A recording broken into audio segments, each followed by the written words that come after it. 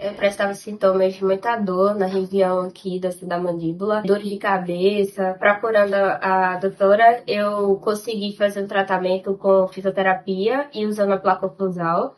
E agora eu tô sendo bem melhor. As dores basicamente eu não sinto mais. E a placa ela vai dando conta aí. No período da noite, né, a gente vai utilizando. Os sintomas a gente sabe que pode voltar, mas a gente vai sempre cuidando para melhorar, né?